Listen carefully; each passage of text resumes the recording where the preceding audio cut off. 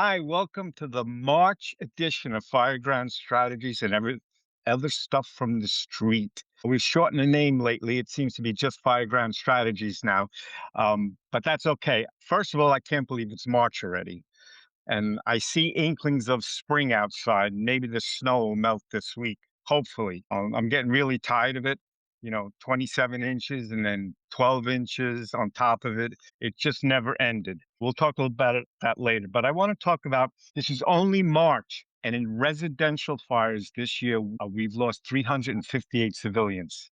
It's only the beginning of March. And as I always say, we can do better. We can do better. The public can do better. The inspectors can do better. But 358 people this early in the year is pretty scary. Last year, it was still a horrible year, but it's down from prior years. 2,129 civilians lost their lives in residential fires in 2025. So that brings us to the subjects we're going to talk about today. We're going to talk about dominoes, about it's not just one thing that causes mistakes, injuries, and losses. It's always multiple things. And we're going to talk about physical fitness. And as long as we talk about physical fitness, we have a guest with us today, battalion chief from Florida, and he is going to tell us a little bit about himself, and then we'll roll right into that. Awesome. How you guys doing? My name's Mickey Tofexis. I'm a battalion chief with Miramar Fire Rescue in South Florida, Miramar Beach or Miramar, California, Miramar in Broward County. 5 stations, been there for 21 plus years, 28 total in the fire service. I started as a volunteer, got hired as an EMT in the same combination department, and then a medic, and then switched and went to Miramar. So I currently serve in the capacity as a battalion chief on B shift. We like to call it the best shift, the B shift bad boys. And I have about 50 something days left. My last day is April 30th. And then I'm going to retire from Miramar. I still work at Fire Tech. I do sales, training, consulting with Fire Tech down in Margate, Florida, which is awesome. I've learned so much in the last year about selling all the equipment and stuff. I teach all over the place. I teach a lot of incident command. I teach with Tenacity Saves Lives. I teach with Ant. We go to Orlando Fire Conference and we go all over the place and we teach our incident command classes. And I'm starting a podcast called The Why Project for the For Paul Foundation. So the For Paul Foundation was Don Witherspoon's husband was a medic for MR and he was killed in the line of duty by a drunk driver. So she took it on herself to start this foundation to honor him and help first responders that are hurt, killed, injured in the line of duty deaths.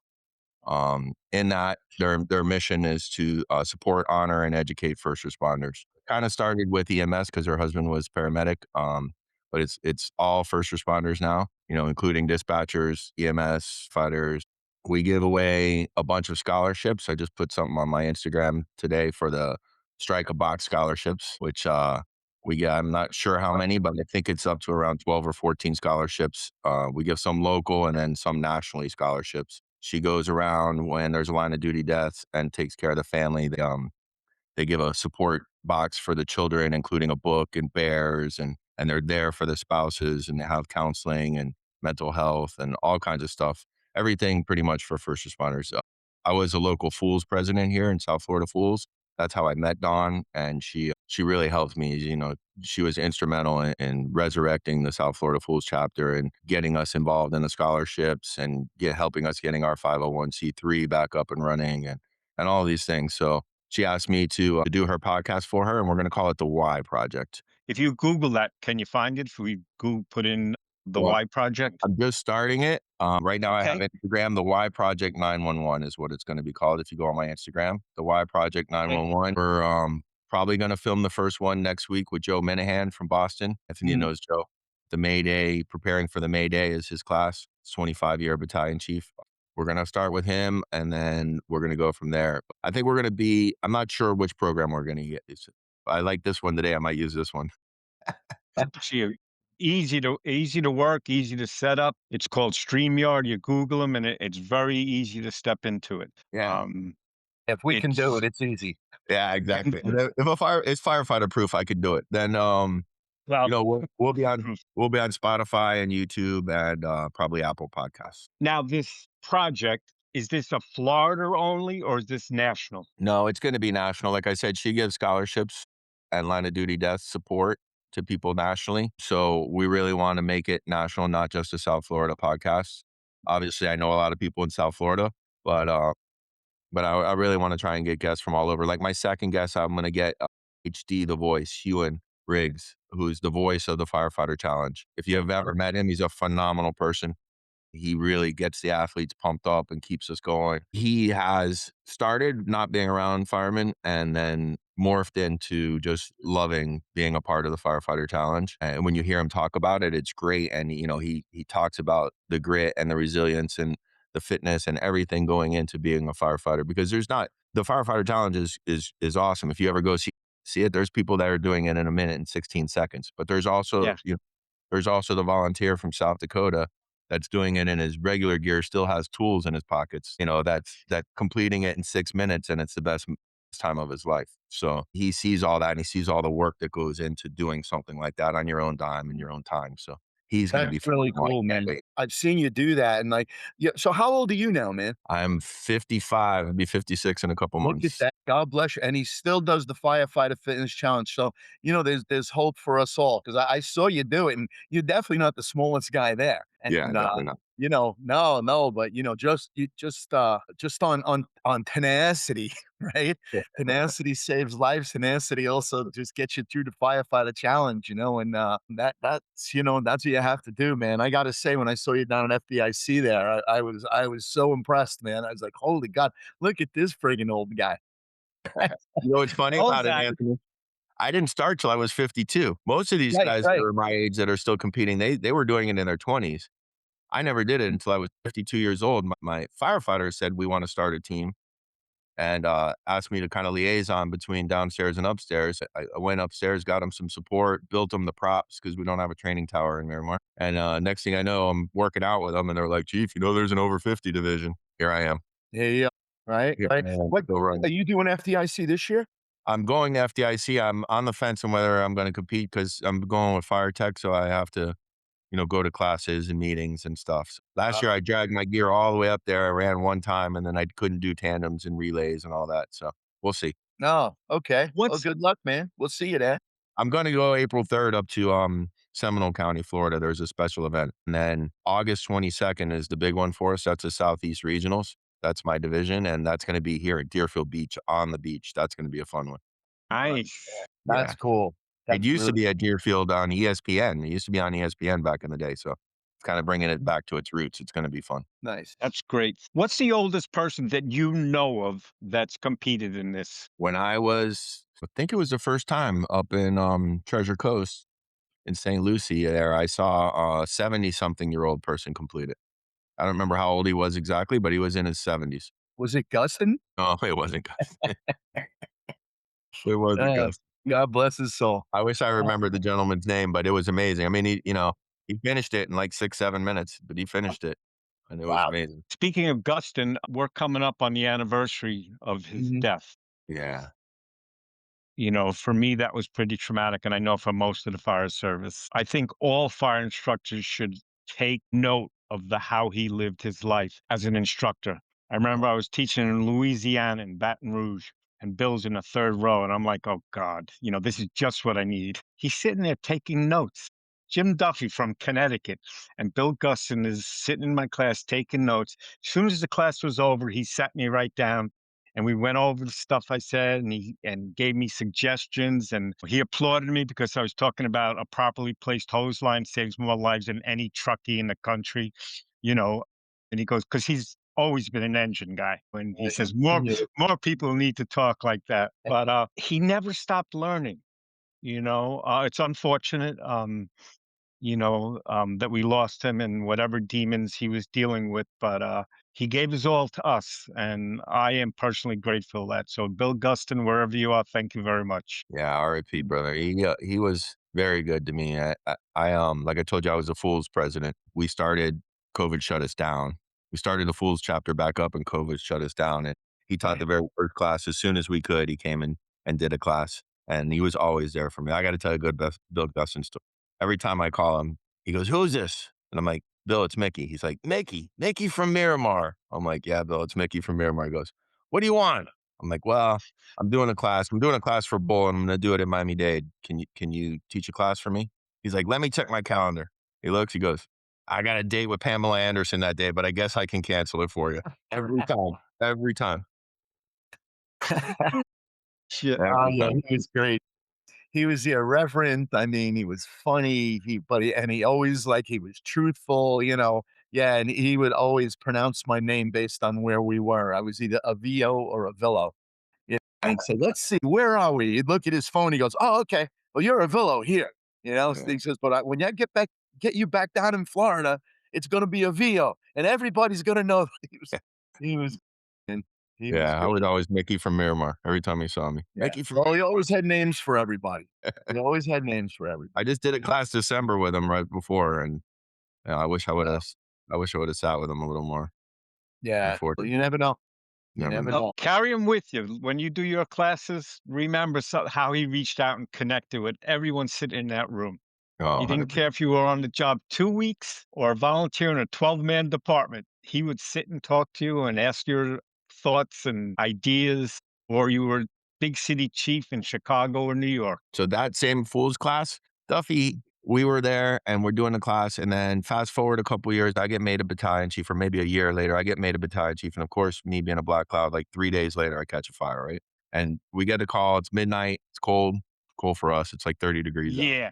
Um, and my firefighters get there and the PD gets there and the whole east side of the house fully engulfed, right? My firefighter gets there and they make the push down the hallway. They come out and he looks at me and he goes, man, that was the most awesome thing. He goes, I had pictured in my mind exactly what Bill Gustin was talking about in his class. That's exactly what that push down the hallway looked like. I go, that's it right there. That's why we Yeah. teach. That's why we teach right there. That was awesome. Yeah. Oh my god. Yeah. I wonder how many. I'm sure there are like lots and lots of people that he influenced like that. You know. Oh, there's millions. I can't even imagine how So I'm certainly one of them, and so are you guys. Crazy man. Still have some of his old VHS tapes Oh. way back when, like the car fire one. I mean, so many when fire engineering started with the VHS tapes and Mm. before they went to DVDs and streaming. Have you ever heard of Yeah. rats playing with matches? That was one of those lectures. You ever see that? Rats playing with matches? I've heard it, but I don't think I No. saw I found it on YouTube or wherever one day and I watched it and it was one of my favorite things and I can't find it anymore. And I was teaching a class and I was telling them about it and they were like, find it for me. And I can't find it, but it's about a house with no electricity to it being charged by somebody hit a line down the road and it's, plaster and lath with wire mesh and the house is charged with no electricity coming to it. yikes. He goes, I tell you what, it's not. It's not rats playing with matches. I love that lecture. It's one of my favorites, man. I'm gonna have to look that up. Maybe we could find. If I find it, I'll send it. But Yeah. If anybody can find that You for know, me, that would be awesome. yeah. so now that you're into the equipment stuff, and I don't want to talk about brands or anything because we are working with fire engineering, but what do you use on your engines? We talked earlier before we went live about 2-inch hose with different size. What do Yeah. you use on your engines as your first piece Our of first line, tactics? I actually love the way our engines are set up. We got 250-foot crosslays. We got a 200-foot Minuteman coming off the back. It's all inch and three What quarter. size is it? All inch and three. All inch and three-quarter. They're trying to change some of it to 2-inch right now, but it's right now it's all inch and three quarter. We got 200-foot Minuteman coming off the back, 200-foot flat loads going each way off the sides, and 100-foot Scorpion load, bumper load coming off for car fires, trash fires off the front bumper. We got a blitz line of 2.5. Our nozzles are old. They're in the process. Our R&D committee's in the process of replacing them now. We had old Select-O-Matics. Nobody knows what you're getting out of them, depending on what the Well, driver it's load. 95. Yeah, it says 95. I know. Yeah. But you know what? We talk about the why, right? So in the last year of doing these sales, I've learned the why of everything. I've learned now why a hose reacts with a nozzle and why it's so important to get the right hose with the right nozzle. And it comes down to feet per second of water moving through a hose to make the hose be to do what you want it to do. And I didn't know that before. When you're a fireman, you grab a nozzle, you put water on the fire, right? That's it. That's When it, you man. start to learn all this stuff, you're like, I wish I would have learned this when I was a new. Yeah, I tell everybody right now, if I was learning this when I was a probie, I would be so much of a better fireman than I was. And I was a pretty good fireman, but I would be so much better if I would have learned all this stuff. And it's not only that. Take a helmet. There's 500 combinations of a firefighter helmet. You know, Mm, what brow do you want? What eyewear do you want? What chin strap do you want? What color do you want? What tetrahedrons do you want? What color?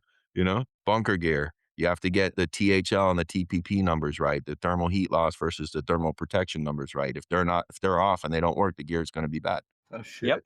It's so fun. It's so funny you talk about that because almost every time I teach a class, I ask people what their gear will protect. I go, at what temperature will your mask fill out? What temperature will your turnout gear? And for how long? And people like, I don't know. I go, well, look on the inside of your turnout coat. It says you could die wearing this. Yeah, That's one of the Yeah. first things it says inside your helmet, your gloves. They firefighter, they give it to you, you put it on, and you go to work, and yeah. nobody knows what they're really wearing. And that's that's firemen in a nutshell, right? Yeah. Hey, here's your bunker gear, here's your helmet, here's your mask, go to work. So, and that's what we do, right? Grab the hose, put the fire out, grab a Yeah. hook, poke some ceilings. We don't ever Mhm. think about what goes into it. I never thought about what goes into it. No, those could be the first dominoes, right? Those could be the very And first. those are Yeah, department sort of responsible dominoes. Yeah. but And they're depart still you know, yours. we talked about it, before we started procurement and, you may want something, but you can't get it because, you don't have a grant for it, you don't have the money for it. So there's a lot of factors that go into those dominoes and we can, And money should How never many be part of the domino game, but it is. Yeah. years ago in small departments, it was hand-me-down gear. yeah, You join the Yeah. fire department and they give you on a Thursday night, here's your gear. Well, there's holes in it, it's sewed up, the liner's ripped on the inside, yeah. Mhm. and they'd have no money. Their operating budget is $5,000 for the year for everything, including fuel. Yeah. And back Yeah. then, we probably didn't know that, gear's only supposed to be 10 years. So we were wearing gear that was who knows Yeah. how Oh, old. You yep. at the academy, what because they think, okay, well, you might flush out of this department, these are volunteers mostly. You might flush out of this department. We're not going to get you a whole brand new set of gear. So they give them hand me down gear, and half of it don't fit. The pants are hanging down underneath the boots. We had one guy he come to the thing. He never tried any of this stuff on. He had two right boots. Yeah. He didn't have a right and a left. He had two right boots. So like, what are you guys doing with this? True story. My You know? my first set of gear in Miramar, I'm on an accident and the battalion chief rolls up and he says, "Who hates you?" I said, "I'm sorry, chief, what?" I said, "Who hates you?" I go, "Why?" They spelled Miramar wrong on the back of my coat. Yeah, we used to see that all the time at the academy, man. Mismatched coats and gloves and pants that are all torn up and Yeah. I think Actually, here we do rental for a lot of the academies and a lot of the departments like that. Smaller departments, they don't wanna buy you gear till you get off probation, or they don't right. want it until you get out of camp and you're probably gonna make it, then they buy your gear. Plus, it takes, 10, 15, 16 weeks now to make gear, so they're getting Mm, better now. After COVID, it was really long, but they're getting better now. Some of them are like 6 to 10 weeks. yeah, they It just takes a charge while more to money, you just don't make gear, it just doesn't happen overnight. and they charge more money. Well, yeah, everything's crazy. Yeah, Price-wise is crazy. right, right, exactly. We're all going to be wearing fireball gloves again. Yeah, Only have 4 fingers? yeah. Oh, 5, okay. You know, I thought about it the other day when I was driving to work. In just, 28 years, I remember when I started, we had the low pressure hoses, the elephant trunks, Mm, and no pass devices. They were clip on, and the batteries were always dead. One mask per seat, one radio per truck, open air cabs. I'm like, wow, man, the fire service in just 28 years has evolved so much. It's crazy. yeah, yeah, listen, No doubt about it. I'm in just 11 years I'm off the job, but I'm 42 years, pretty much 42 years in the business, and you look back, you go, oh my God. I think of some of the equipment that was on the rigs when I first got on the job, and I was like, we still had a life net on there. We don't know how old it was, but there was a life net on there. There was, we were driving stick. That's how I learned. I learned how to drive stick on a Mac engine, Yeah, the 15 and you had a double clutch had a with double those clutch. old the Ward Francis, and if you screwed up, you had to stop Yep. to get it over again. And Had a the double older clutch. guys, Yeah. they didn't even use the clutch. Yeah, They just listened and they felt it, boom. Ah, I was gonna say that we had one stick shift Mack truck when I started, and they were like whatever you do, don't use the clutch. You're going to screw the truck up if you use a clutch. And I'm thinking to myself, what? What are you talking about? Yeah, I had never driven stick. I learned how to drive stick on a double clutching, a Mac. You could hear that truck coming from like three districts away too. It Yeah, was so Without the loud. siren. yeah, No, the yeah. exhaust and the engine, because they Well, had to rev it so high up to get it to gear. the best engine we have Nobody at the has, Monmouth County yeah, the best engine we have at the Monmouth County Fire Academy when I was there was a 1976, I think, or 4 Mac. It's still the best engine they got, Wow. because you can't kill it. You Yeah. can't kill it, and no. then plus they don't make them anymore, but Yeah, and they used to have all two-stage engines. The pumps were all two-stage, yeah, Now nobody even knows. Actually, they don't even know how a lot of guys running the engines don't even know how they work. They yeah, push a button. That yeah, goes back to the why, right? So, yeah, when we talk about the why project, that those are the things. Not only why, I mean, the obvious is, why did you get in the job? Why do you love the job? Why do you stay on the job? Why do you getting off the job? Why do you teach? What do you teach? That kind of stuff. But really is the why that goes into think. If you hear me talk anywhere, you'll hear me talk about the why. And I feel like with technology, with all these things we're talking about, we've gotten really good at the how, right? Firemen go to these conferences and they learn the how of VES. They learn the how of search. They learn the how of forcible entry and the how of fire dynamics. But do you understand the why? Why are you doing that? The why is what matters. The why is, if you're setting up RIT on the alpha side and your guys are working in the Charlie Delta corner, you're gonna have to go all the way through that. Why don't you set up RIT on the Charlie Delta corner so you can bust out a window and go get your guys if they get in trouble?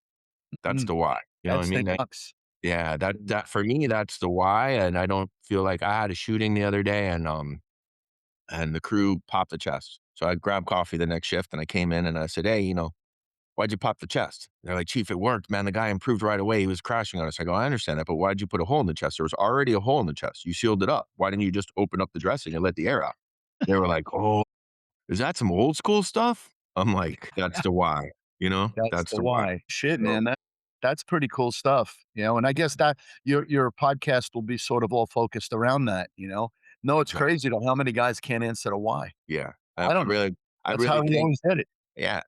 Not only did we always do it, but now, I mean, think about it. If you and I wanted to go look something up when we were a kid, what we have to do after? We had to go to the dictionary, to the encyclopedia. Yeah. Now these guys go, "It says I should do interior attack here on my Google search. Let's stop. Drop the line. We got a fire. But go inside. Yeah. There's some Go great on. memes Find your on this senior stuff. guy and ask him. Look for the guy with all the smarts, the guy who's been a backed up firefighter and loves it and knows everything about it. Sit down and have coffee with him. Put your phone down and talk to him and ask, why do we do this? Well, we used to do this. We used to have water curtains. Do you remember water curtains? Or am I the only one old enough to remember water Yeah. curtains? What a curtain nozzle, You man. know, Yeah. yeah, all of that. The Navy nozzle with all the attachments. Think about it.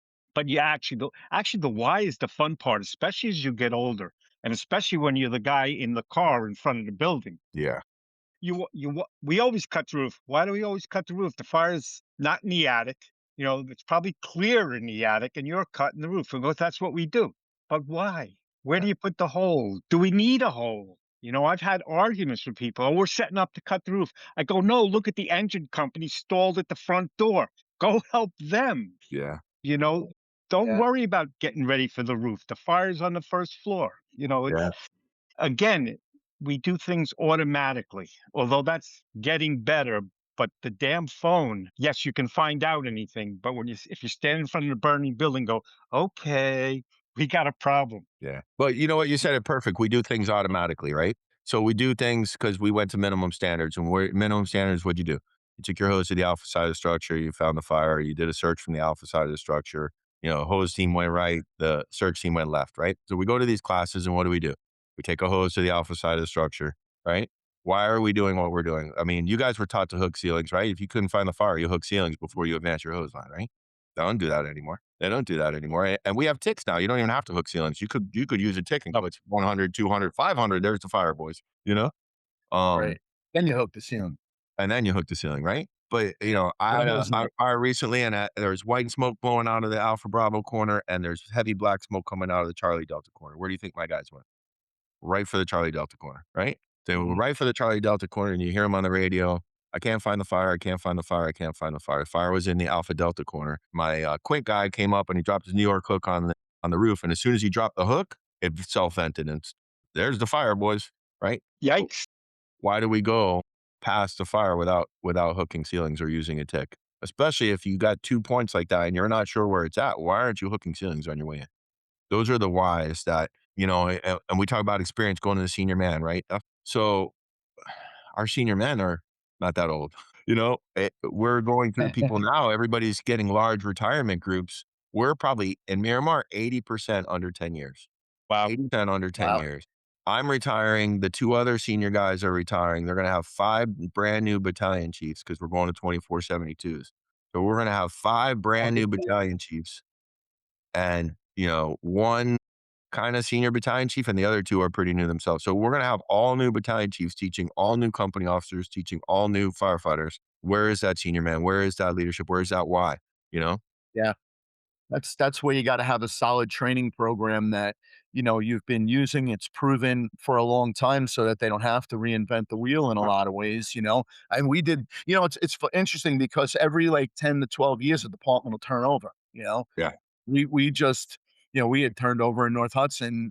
I think they're still in the process of turning over a little bit, but there was a time when, there were a lot of young chiefs, a lot of young officers, and a lot of young firefighters, and, that yeah, it's good in a way, it's not so good in a way. It's good because you have the youth, you have the future, but the future depends on what we teach them while they're young so that they grow into solid firefighters, and you hope that their experiences are good and they're not learning from bad. Well, you want to learn from bad experiences, but you don't want to repeat bad experiences. Right. Yeah. But yeah, We all I made do like, mistakes, right? So yeah, and I do like that why thing. That's pretty good. Of course, they'll say, "Oh, here comes Mister Y," and that's okay. I just saw I just saw a picture of a fire in North Jersey, and it was in a like kind of like a older warehouse, and, the building was Class 2. It was non-combustible. It was lightweight steel trusses, with a steel roof, and, there were plenty of, overhead doors, and it didn't even look like it was a very big fire, and, somebody went up and they were cutting the roof, and, I'm looking at this and I'm saying, "Why are you cutting this roof? Like, this is a lightweight steel roof," and if the fire was a really big fire, that's even worse to cut the roof.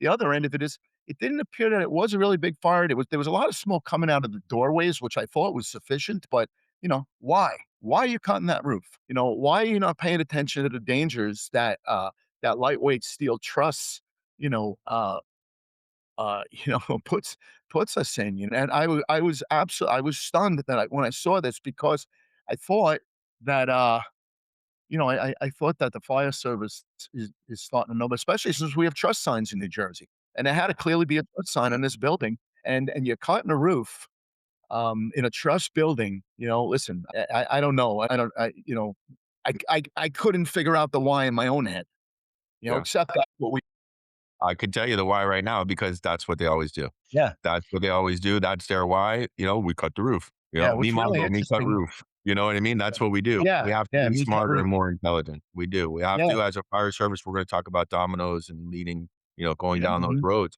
A lot of that is a why. And it starts really, you've heard me speak and I do the class called Incident Command and I do a lot of officer development. It starts with size ups, right? Like you can't do the same thing every single time. You have to size up whatever situation you can't say, I'm going to attack a fire the same way every time. You can't treat a yeah, chest pain the same way every time. You can't cut yeah, people out of a car the same way every time. You have to size it up, think about why you're doing what you're doing, and then go to work. mhm, And it has to yeah, happen fast.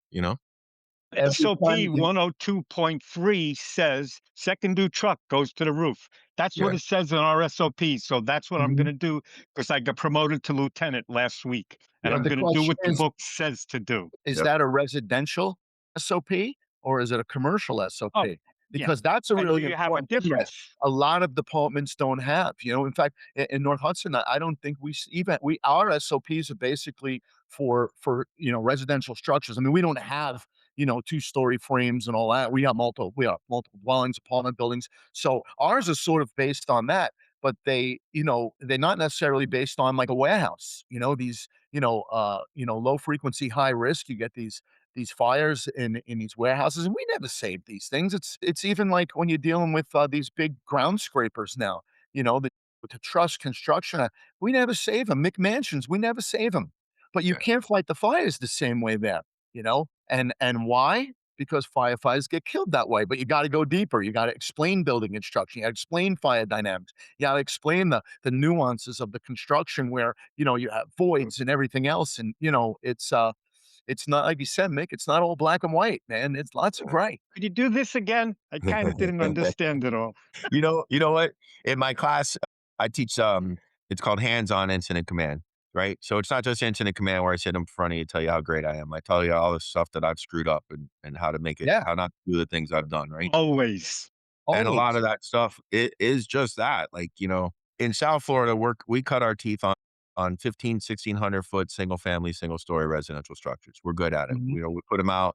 We're back in the station in an hour, showering up and eating. So we tend to treat everything like that single story, single family mhm. structure. I can't tell you how many times I watch an experienced engine crew with a really great fire captain take an inch and three quarter into an automotive warehouse on fire, fully Yeah, rigged, yeah. you know? I do that class when buildings change the rules of the game. You got to recognize a building that changes the rules of the game, and your game has to change. We don't dictate to the building dictates to us, and that's where the dominoes start to fall. They start to fall with the attitude. They start to fall with the culture. They start to fall with the sort of complacency that creeps in by doing the 1,500 square foot building all the time. And all of a sudden, hey, we're in a bigger place, and now, gee, we're 150 feet in this building, and we don't have a lifeline. We didn't stay on the hose line. And now all of a sudden we're lost. And you could trace that all the way back to Yeah. failed size up, Oh, failed yeah, free fire street intelligence. That's yeah. what you send that back to. It's A real. and forget about air, right? Yeah. Because if they're 150 feet in, they're not paying attention to their air. They didn't take a lifeline in there. They're three No. quarters of a bottle to get in that far. How long is it gonna take them to get out, you know? Yeah. Or did Exactly. they check their cylinder before the day began? We checked in. Mhm. I was anal when I was a company officer. Can you I say that topped word? off anal. We gotta say anything, Andy. I can say anal, but I was. I topped it off every time because, okay, there were 3 shifts that bled it, charged it, bled it just to check the low air alarm, and now I come in, well, it's almost full. That's nonsense. Top it off, top it off, top it off. I used to Almost. go around and put yellow stickies on the back of the air pack for my crews. Go see Captain Duffy. If they didn't come see me, I know they didn't check their pack. That kind of thing. So if you're starting less than a full cylinder, that's the first domino. You didn't check your pack.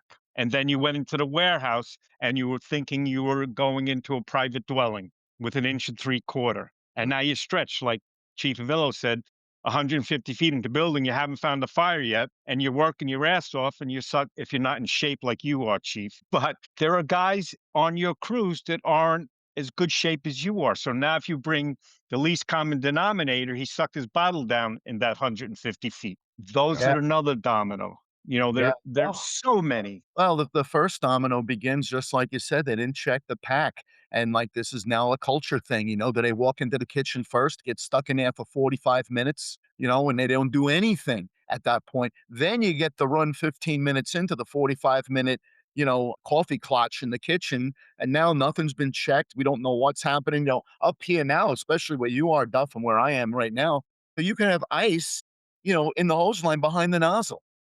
You can have all kinds of things that go on, but you didn't check the rig. So the dominoes often fall, the dominoes almost never fall on the fireground. I mean, not, I can't say that dominoes almost never begin to line up on a fireground. Oh, right. Dominoes Well, fall I'm good. way, way before. Chief Avillo, I'm going to ask you to share a story that I've used in my classes. I stole it from you. This is not Oh my my God. story. The Speedy Dry story. Why don't you share that in North Hudson? I think that is like you made a decision and you thought it didn't matter because you didn't get Speedy Dry. Now tell us what the end results of that were. All right. So what happened was it was like a Friday night, and the company used all the Speedy Dry at an MVA down near the Meadowlands, down on Tunley Avenue. Captain, they come back to quarters. It's about 3 in the morning, and they pass on the next morning. It's now a Saturday to the captain that you got to go get speedy dry. Speedy dry is kept up in the 3rd Battalion. This is a 1st Battalion company. So they got to go off duty to get it. Not a big deal. We do it all the time. So 24 hours pass, the guy doesn't get the speedy dry for whatever reason he had. That's certainly not too busy, pretty much laziness. Now, Sunday morning comes around and my shift's coming in. And listen, I could tell you 10 stories about this type of stuff. Sunday morning comes and my shift's coming in. I get in early to do the staffing, and it's about 6:30 in the morning, and I hear the engine, same engine, going down to pretty much the same place because we had a lot of MVAs in this area. I hear them on the scene, and I hear them calling, "We need speedy dry." And I'm thinking, why do you not have speedy dry? The deputy's in the rack still. He don't know nothing about it. I don't know nothing about it. They need speedy dry. So engine 4 comes out of my quarters in Union City down into North Bergen to deliver speedy dry. While engine 4 is out, what happens? We get a reported fire 2 blocks away from engine 4's quarters with potential people trapped. Went to a second alarm. Nobody was trapped, but the first due engine was not available because they were delivering speedy dry. The idea was, could the officer who didn't get the speedy dry have ever fathomed in his head that the tumbling of the dominoes would land there? You know, and you never know. So one of the things, I got this from Flood, is as an officer, you got to give yourself the gift of imagination. You got to have a good imagination. What can possibly happen if I don't do this job properly, if I don't do the job at all? And 9 times out of 10, you can't even think about, what this scenario I just talked about. Nobody can think about that. You got to be insane. It's like the guy that was stuck in a ladder. I've talked about that story, right? Stuck in the aerial. It all ran back to, where did the dominoes begin to line up? And oftentimes they line up, with complacency, with culture, with things like that. And then they, work their way into this area. But yeah, first due engine was not available. And luckily for us, nothing occurred because we get there quick, but nothing occurred that would have been, major consequences because of that. You know, but well, those are things you got to look at. And as an officer, I think the longer you're an officer, the more you have to have a sixth sense in recognizing dominoes that, first of all, we talk about domino prevention, right? Rather than stopping the dominoes from falling, prevent them from actually even lining up. And one of the things I always talk about is pre-fire street intelligence. We don't pre-plan every building. Maybe we pre-plan 2%. The fires are currently under 98%. But you're out, you see a dumpster in front of a building, don't just drive past and go get lunch. Stop, take a look. What are they doing here? Hey, it's an older building, but they're putting a truss roof on it. And a week from now it's going to be closed up and nobody's going to know about it, but you knew about it. But so now it falls on the department to have a program in place, a situational awareness program where you can take a couple of pictures, bring it back into and put it into that program and disseminate it to everybody and also to dispatch. So you respond to that place and say, "Be advised, this building's been renovated. There's a lightweight truss roof on it." Then you did your job. Now, if people don't listen to it, listen. You can't fix stupid, but you can Yeah, fix you awareness. can. You can't fix stupid, but you can fix awareness, right? Yeah. That's a pretty Well, good. New York FDNY has a program called Pass It On. Yeah, same So when thing. the company's out, they actually put it in like a little memo to be posted in all the firehouses. Hey, by the way, there's oxygen in this whatever. And I'm Mhm. making stuff up, but something they see that's out of the ordinary, and it gets sent to every firehouse, either just in their battalion, maybe Yeah, big in their department. division, depending on what it is.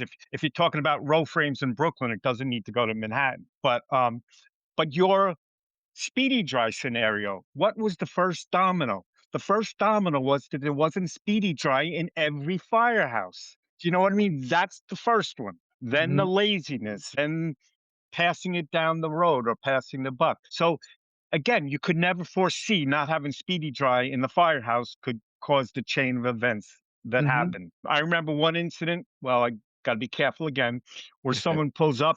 They were coming back from another run. They had a car fire. They have a half a tank of water. Our engine, 750 gallons of water, and they're at a working structure fire. Well, maybe you better lay in.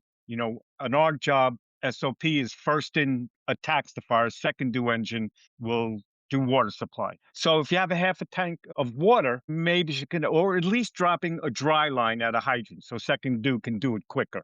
I don't know, but plan ahead. Hey, I only have half a tank of water. I need water supply right away, or do it yourself. I don't have the answer, but as an officer, you should be planning for that or figuring out how to Well, work around that. so I got a question for you, Mick. You Yeah. talked about the, the Fort Paul Foundation, and the guy was LODD on a highway, right?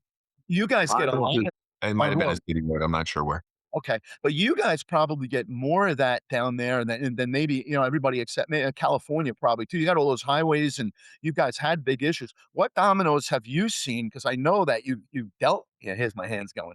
I know that you guys have dealt with these things. What kind of dominoes do you see with things like that? We have so many. That's probably one of the most dangerous things we do is work on those highways, man. And I'm a victim myself. I was a rescue lieutenant, 2014. We call our med units rescues down here, by the way. So Yeah. I was a rescue lieutenant, and we had an accident. A guy rolled one of those fancy motorcycle car looking things. I forget what they're called, spiders or something. And we were there. There was a engine blocking, then a ladder unit, then a battalion chief, and I pulled around the front in rescue about 300-400 feet around off to the side of the shoulder. Well, we're treating the patient, and this guy comes, sees all the lights, freaks out, bangs left hard, starts spinning, and where does he go? Right towards the back of the rescue and hit us.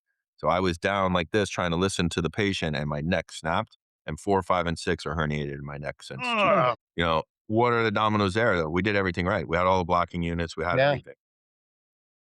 You can't fix stupid. You No can't fix time. unaware. And You and know. of course, when we went and looked at the guy, it's a friggin' flyer that we run out all the time that was wasted. So Mm, sometimes there's just not anything you can do about it. Sometimes the dominoes are you blocked, you put cones out, but do you understand MOT? Do you understand the method of transportation to move people from one lane to another? Or did you just put 3 cones out 50 feet behind the truck? I mean, right. you ever watch our highway guys? If you ever watch the guys that come from the highway, they have lights with arrows and they put cones for a mile to get Yeah, everybody moving away from you. But we put, Mhm. it's 3 usually cones more than behind a the truck. mile. Yeah, Yeah. we put 3 cones behind the truck 50 feet, So Yeah, is that.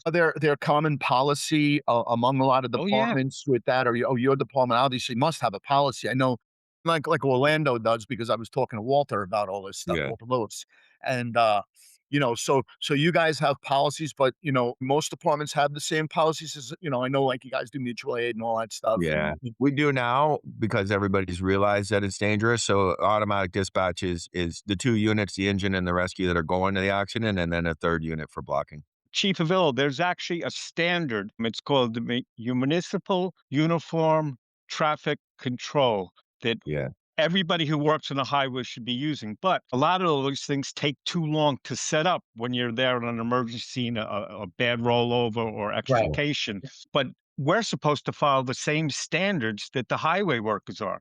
We're supposed to start an indication over a mile back and Yeah. start slowly closing lanes down. We never get to do it. I'm a small department, have a lot of highways in my district, and then we have the ice. We call Public Works to sand where we're working because there's ice all over the highways. So You the mean the cars guys with coming the by, guns? no, I mean the guys with the sand and the salt. In Florida, we get all the margarita glasses and knock the salt off the streets. There you go. Yeah, so there are so many things we're supposed to do that we don't Mm, do. I had a discussion with one of my past chiefs about calling for the ladder to close the highway because we're doing a prolonged extrication. Well, what if we need it? Well, we have mutual aid. There's Yeah. other ladder companies that our people are in danger right now working on the mm, highway. mhm. People look at us like, oh, let's film them. It looks like a bad accident, and they're not watching where they're going. The public, like was said before by Mickey, was it's more dangerous. I was always more afraid at an extrication than I was standing in front of a burning building. No doubt about it. It's the scariest place to work. Mm. People are not paying attention. They're on the phone. They're filming you, and they're not Late slowing work. down. Yeah. Yeah. One of our line of duty deaths was Captain James O'Dillon, Jimmy Dillon, on his way to work, got a flat tire, got out to change his flat tire and got hit by a semi. That's one of the scholarships that we give away through the Fort Paul Foundation. Is for Jimmy Dillon in that strike a box thing. So it definitely hits close to home. I told you this is my second job. I was a land surveyor before I was a fireman. So I was a land surveyor for Department of Transportation. I spent a lot of time dodging cars on the highway. So Yeah, yeah. Well, crazy, especially at night. You know, at night, bad weather. You know, down there, you guys get a lot of rain, monsoons, things like that. You know, do you get a lot of fog down there? No, not really. Every Yeah, once in a while, you get a foggy morning. You wake up and then you can't see anything, but it lifts pretty quick. It's so hot here that it lifts pretty quick. yeah, yeah. By us, we get fog. We get obviously snow and ice and things like that. So uh, your area of like safety has to expand. I Oh, think when you do If those it things. Well, it rains 10 drops down here, nobody knows how to drive. Forget about snow or ice. If it rains 10 drops, everybody loses their mind. People are driving on the highway with their blinkers on. I mean, it's a nightmare when it rains. yeah, money down. But yeah, there's a lot of dominoes that go into that, and all right, so there we talked about gear and stuff earlier, right? There's extrication gear, there's tech rescue gear. We're out there doing an hour-long extrication in our bunker gear. You think people are putting their ANSI vests on so they're visible over their bunker gear? No. Why not No. get us a tech rescue with some ANSI stuff on it so that you don't have to worry about that and you're not dying in your extrication gear, you know? Right. I have a Almost picture. with German and grants and money and everything. Yeah, yeah. Sometimes the dominoes are blocked by money. Sometimes. They're also blocked by ego as well. We have state highway police, and a lot of them won't wear their vests. One of the guys, it was early Sunday morning, a snowy, icy morning, a rollover. Wasn't a bad accident. The victim was not too bad, but there's a state cop standing there, and Dave DeVito. Dave DeVito's son is on the job where I work. He's a firefighter. Dave DeVito is wearing his vest. And I took the picture from my car and I use it all the time. And what my saying is, be seen and not hurt. The two cops are next to one of them you could barely see because of the fog and the snow. And Dave DeVito, because he's wearing his high visibility vest, You can see is it. extremely visible on the same scene, standing next to the same rolled over car.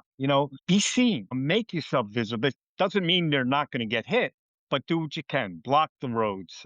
It's snowing. You got to double the distance that you're blocking because they're coming. Mhm. Yeah. I make a You lot of know, people mad. I'll shut the highway down, especially after my yeah, incident of getting hurt, you know, and we did everything right. We had 3 lanes blocked, 1 lane open, plenty of room for people to go around. Yeah. If there's any indication that my guys and girls are gonna be, in harm's way, I'll shut the you know?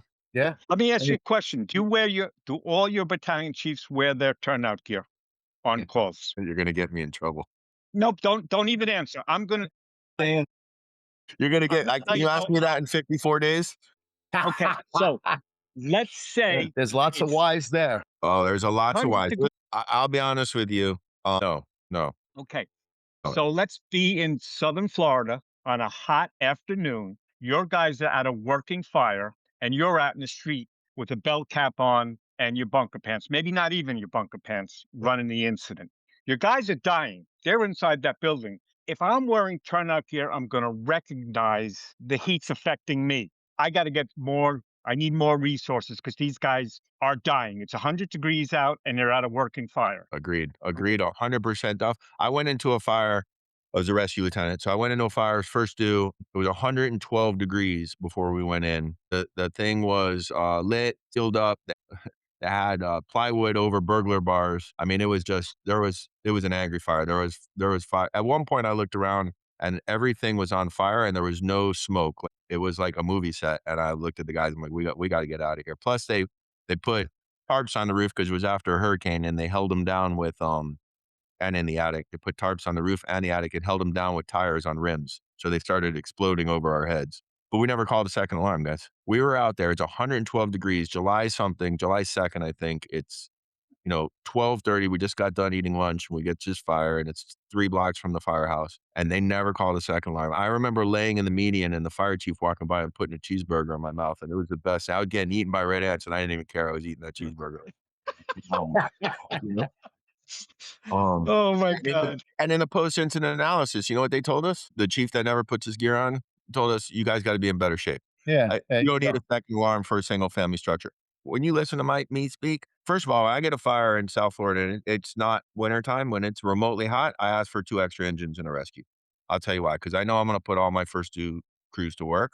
I want that next rescue to be my medical unit, and I'm gonna rotate those 2 extra engines in and out of my hand lines. You Mm. go in, go out, you go in, you go out. I got 2 crews waiting to take those hand lines and go back in.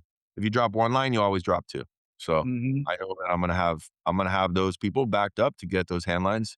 let my guys switch out bottles, and then Listen, people put out fires. When you don't have people, the fire doesn't go out. exactly. So, I was 5 months into being a battalion chief. I had a 5 bedroom, 4 bath, 4,800 square foot, windows open on the second floor, on a lake, wind driven fire. And the ceiling collapsed on my crews about 6 minutes into them being inside because they lit it the day before and nobody knew. So I'm about 5 months into being a battalion chief. And you know what they asked me in the PIA?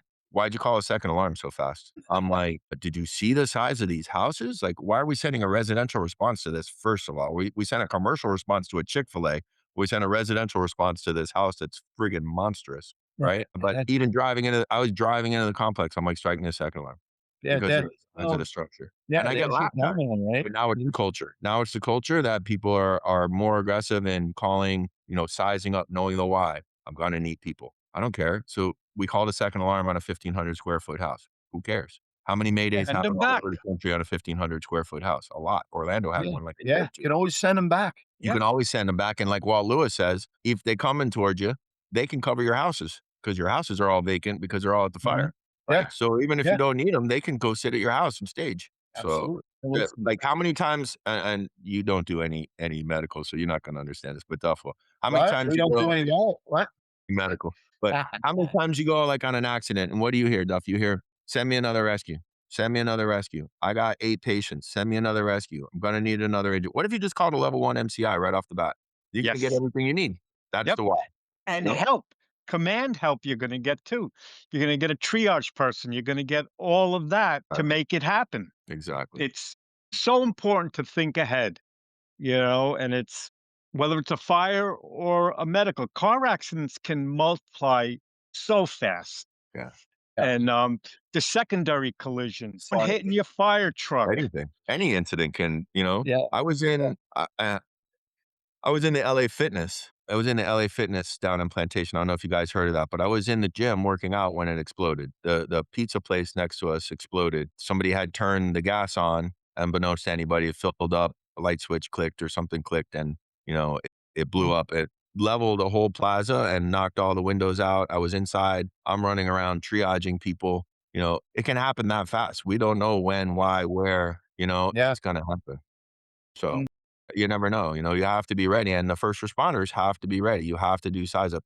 And when I teach my class, I'm going to do an Anthony Villa. When I teach my class, I tell them it doesn't matter how good of a chief I am. It doesn't matter how good of a chief Anthony is or Jim Duffy is, right? If those first two company officers are not getting there and giving that size up and understanding the why and putting those motions in place for that incident and analysis plan that's going to take place, if they're not doing that, if they're not announcing street conditions, hey, you're not gonna if you block this street, you're not gonna get an aerial in here, and when you need it, you're gonna burn this house down.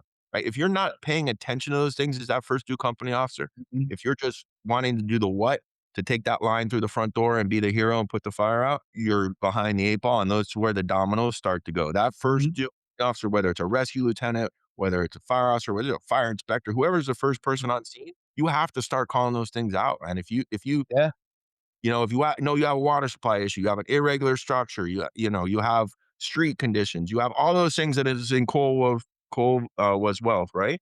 You have yeah, all those things, which is I teach in my class. I go, listen, Cole was wealth and RECDOS. I'm not reinventing the wheel, guys, but let's talk about what we really do. Do you really throw ladders to the second floor? We're supposed to. I know you're supposed to, but do you?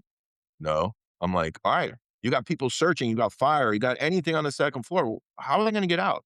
How are they going to get out, guys? Why aren't we hooking ceilings? Why aren't we putting ladders? Why aren't we doing the things that we're supposed to be doing? yeah. No, yeah, that why is a thing. I like that. When is your podcast with Minahan? I'm going to try and film it next week. I'm going to film it next week, and then I got to figure out how to edit it and, and do all that Oh, stuff. you gotta edit it? Well, we're going to do it together, but yeah, Okay. It's Okay. easy. I'm very excited. I think I got enough people to go for a while, but Yeah. I don't only want to do firemen. I want to do all things first responder. So I have a medical director lined up. I want to get the perspective of being a medical director of a fire department and talk about that Mm. and talk about like the ALS competitions because he Yeah. was part of that. I had a good conversation a couple weeks ago with a dispatcher from Austin, Texas PD, who was phenomenal, and dispatch doesn't really get thought of as first responders sometimes, but they are. They're No, the of course. lifeline. They're the voice of They're the almost pre-first responder. Exactly. Yeah. I wanna Be talk to be be dispatchers. careful, be careful. Didn't we used to do every 2 week stuff? But when we first In started, the there weren't that beginning, many yeah, it's tough. podcasts. Yeah, Now it's tough. there's So we're so once a many. month now, you know? Yeah. But, Once sometimes is difficult. yeah, because all of a sudden, boom, it's there. Wow, wow. Yeah, I do just a monthly finished it. column for a New Jersey union paper, and, all of a sudden, wow, it's a new month. Oh, shit, it's the 6th. Oh, shit, I gotta write this thing. It's like so, yeah, you gotta be careful with your time management with this, but you'll figure it out. Yeah, I'll get there. If it's once a month, it's once a month, The Yeah. temptation to jump in, you know me, right? Mm. Yeah, yeah, I you're get the hey psyched, and it's babes. good.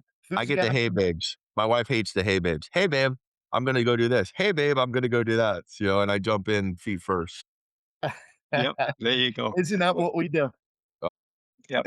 Absolutely. I wanna close with one more domino type thing or lack of dominoes because of a decision that was made by me many, many years ago. We have a Queen Anne or a Victorian, you know what they are? They're built in the 1800s, balloon frame construction, and it was a hoarder house. So we pull up, engine pulls up, I'm right behind him, and I tell him, "Don't take this hydrant, lay out and do a 5-inch hose on the next block." Because I know the block. The house was built in the 1800s. The mains are rusted down to about this big now. And later on, the homeowner was complaining to someone from town hall about a broken hydrant in front of the house. So the chief of department was there and he goes, "What's wrong with this hydrant?" I go, "Nothing. Why didn't you use it?" I go, "This was an inch and a half main when they put it in. The next street has 12-inch mains." So I had them go to the hydrant on the next block and lay out. But it went defensive. We ended up with master streams. We had 2 ladders on it, because you couldn't get to the upper floors because they were all filled with junk. You couldn't Mm. use the front staircase or the back staircase. The town councilman goes, "How did you know that?" I go, "That's what I get paid for." yeah. Pre-fire sh You need to know especially in a very, very old district. Mm. Yeah. I put a building in my class. I just put it in, Anthony. So when you come up in the evaluator next year, you'll see it. And it's a office building, maybe a supermarket, maybe a mansard roof, maybe an attic, maybe a second floor. Nobody knows, right? There's fire coming out of the windows in that mansard looking kind of roof on the Alpha Bravo corner. And I run it as a scenario. And the reason I keep it in there is for this. And we're talking about the why, right? If you have that type of building in your zone, the last thing you want is the first time you walk in that building is for there to be fire blowing out of Yep, the second floor or exactly. whatever that is. Yeah. You have to go look at it. You have to know those things about your structure. You have to, like you said with FDNY, pass it on, right? Let your Mhm. crews know. Put out a PowerPoint. Like, go take pictures. Go talk to the building. Where's the hydrants? Where's this? Mhm. Because if you're walking in that building and you have no idea what it is, talk about dominoes. You're in trouble.